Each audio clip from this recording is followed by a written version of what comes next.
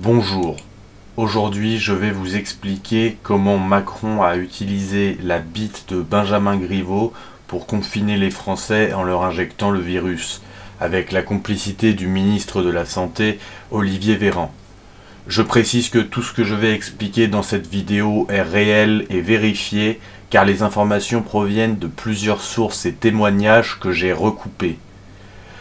Tout d'abord, il faut bien comprendre les liens entre Benjamin Griveaux et le président de la République, Emmanuel Macron. Griveaux fait partie des tout premiers soutiens de Macron et ils se connaissent depuis très longtemps. Alors que M. Griveaux était porte-parole du gouvernement, il démissionne pour se présenter à la mairie de Paris contre notamment Rachida Dati et Anne Hidalgo. Mais il est obligé d'abandonner la campagne municipale car des échanges, des photos et des vidéos de son sexe sont dévoilés sur internet par le militant russe Piotr Palvansky. Vous aurez sans doute remarqué qu'il y a déjà deux éléments très intrigants. Benjamin Griveaux connaît très bien le monde politique car il le pratique depuis longtemps. Alors pourquoi se serait-il présenté à la mairie de Paris alors qu'il savait très bien qu'il n'aurait aucune chance de gagner ? De la même manière, il est loin d'être un novice sur la protection de sa vie privée. Il est donc conscient qu'il ne faut pas envoyer des vidéos intimes à une jeune femme sur internet, car cela comporte des risques lorsqu'on est une personnalité publique, ce qui prouve bien que son but était de voir les vidéos fuiter. Cette manœuvre avait en réalité pour objectif de placer Olivier Véran au ministère de la Santé pour propager le virus et se débarrasser d'un personnage encombrant, Agnès Buzyn, connue pour être une des meilleures ministres de la Santé que la France n'ait jamais eue, avec notamment des résultats remarquables pour répondre efficacement au manque de moyens des hôpitaux. Agnès Buzyn est une femme politique dont l'éthique est exemplaire. Elle n'aurait jamais laissé Macron injecter le virus aux Français. Il fallait donc l'écarter du ministère pour mettre à bien ce projet. Pour ce faire, Macron, Benjamin Griveaux et Olivier Véran ont imaginé une stratégie qui forcerait Agnès Buzyn à se retirer de ses fonctions.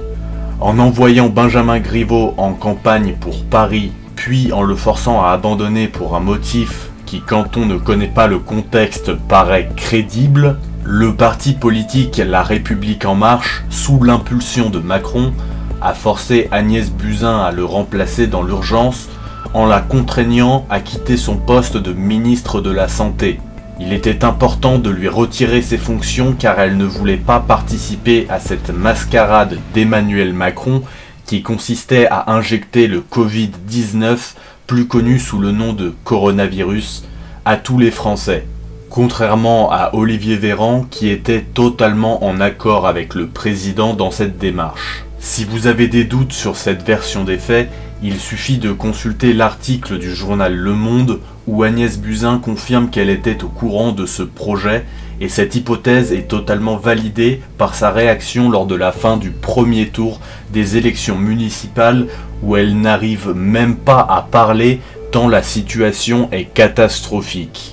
On va tout de suite écouter Agnès Buzyn qui s'exprime, on en reparle juste après.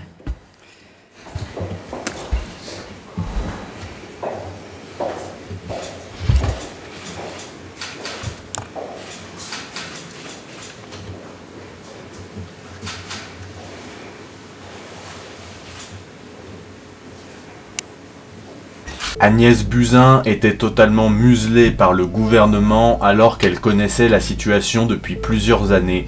Car oui, le projet d'Emmanuel Macron d'injecter le virus date d'il y a très longtemps et plein d'éléments permettent malheureusement de le prouver hyper facilement. Il y en a tellement que je ne peux pas ici tous vous les exposer, mais l'un des plus parlants est sans doute la manipulation des masses, en particulier chez les jeunes. Moins d'un an après l'élection de Macron, en début de l'année 2018, l'humoriste d'internet Norman Tavo publie une chanson a priori inoffensive, mais en écoutant bien les paroles, on peut être amené à se questionner. Quand y a pas de témoin aux toilettes, je me lave quand même les mains.